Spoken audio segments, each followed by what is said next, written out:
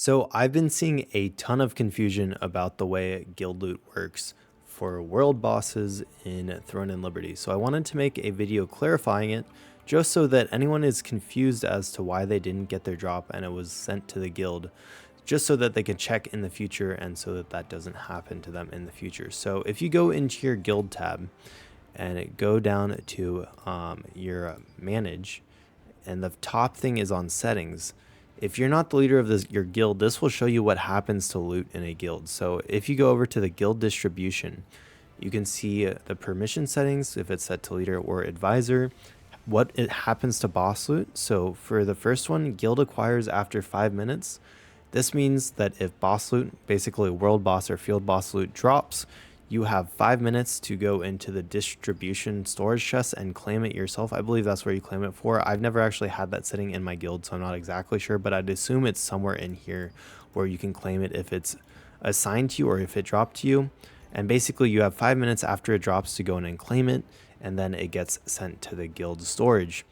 Our particular guild, my guild, is set to boss loot goes to the guild, and this is dangerous because what this means is that basically your leader is the only one who has access to it. As you can see, we have all of these items that are basically just in our storage chest, and none of us have access to them. And this one's even been put on the auction house, and you can't see it, but all of that lucent will end up going to our leader. However,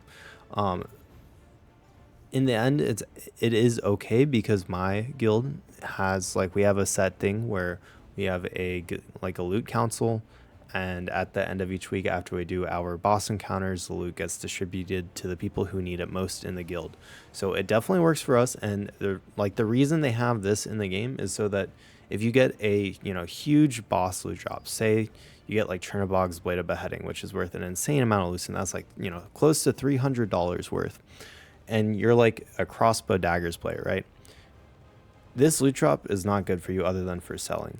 However, everyone in the guild helped contribute, or I mean, theoretically, everyone in the guild helped contribute to the boss kills. So ideally what happens is this money gets distributed into between the people who participated, and then they all get a piece of the pie. And in the end, if you're with the same group for a long period of time, then this is better than theoretically just one person getting a huge amount of loot just from getting lucky from a drop. So this works well if you're in a guild that you can trust. If you're in some random casual guild and this is set to guild, I would probably just leave that guild because you're not going to be able to get the loot. And if they're not distributing it at the end, then your leader's probably just stealing it all for themselves.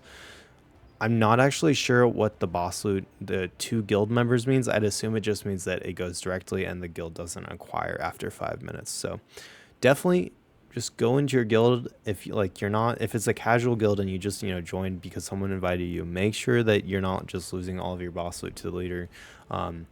It's definitely there are really greedy people in the US for sure, and probably other places, and you can lose all of the loot that you get from bosses. So just keep that in mind. It's something to think about. So I didn't want to make this guide just over guild loot. This was just the most important thing because I figured that a PSA needed to be made because a lot of people have been talking about this.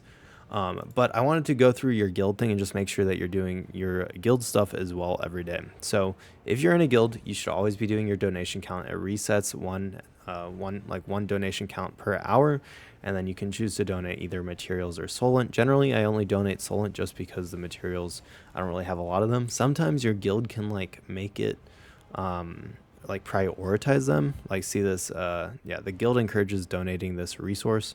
I'm not sure if you actually get anything extra by donating it. You might, I'm not sure, but it shows you what the donation rewards are down here. You get guild coins, guild reputation, and then guild activity points, which are all very, very good, with the activity points and the guild coins mattering the most.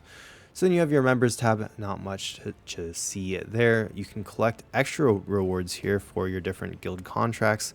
So, I mean, these are worth a lot, 346, 277 guild coins, definitely worth getting. And then when your, treasure chest opens enough, you'll be able to open it and just get some solent and trait extract stones. Nothing in guild skills if you are not a leader. And then these are where your guild contracts are. So this shows you what basically you need to defeat to be able to complete your guild contract. This is important for activity rankings. So if you basically whatever percent you are on this contract. So for example, Talgarn is on 6.88% of the contract. That is the number of activity points you will get. So I believe, if I remember correctly, he will get 6 activity points. So it's not that much, but again, just something to keep in mind. And then moving on from there, occupation, these show you which boonstone and riftstones you occupy. You can occupy one of each. So unless you're like a hardcore guild, this probably isn't very applicable to you because it'll be hard for you to occupy these, but you get some stat bonuses, you can get some resources, and then you also get an extra boss if you're holding the riftstone. So just something to keep in mind. It can be really good for having an extra boss to kill. And then make sure you know when your guild is doing your weekly bosses.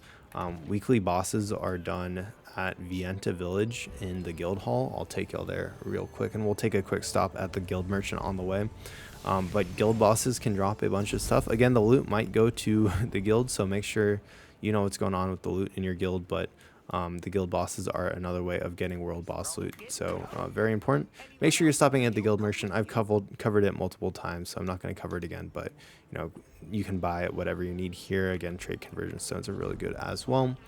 So moving on, we're going to head over to the guild hall. This is how you get over to it. You just go down here towards the crafters, and then the guild hall is over here on the left. I think most people will be able to figure it out, but you know, if you don't, then this is how. And just make sure you know about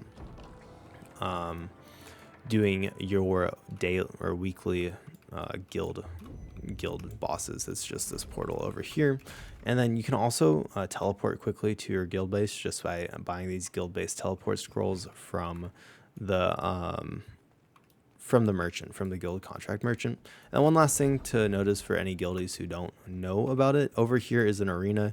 You can have like 1v1s, 2v2s, 3v3s, as many people as fit in a party. So you can have like a 6v6, and it works as a party, and you can fight each other. So that's just something to keep in mind. If you're wanting to test builds out and stuff, you can just come into your guild hall and test them out here. And then when you're, you know, low and you need to heal, just use the healing sensor right there. So that's just something to keep in mind with your guilds. Other than that, you have relationships with other guilds. We got, you know, your distribution, and yeah, so that should be about it for guildy stuff. Again, not like the most applicable video to everyone, but I figured that it was some stuff that people may not know about. So I hope that y'all found this video helpful. I really appreciate all the support that everyone's been showing on all my videos. It really means the world to me. I hope y'all have a wonderful day and a wonderful weekend. And yeah, thank you so much for watching, and I'll see you next time. Have a great one, y'all.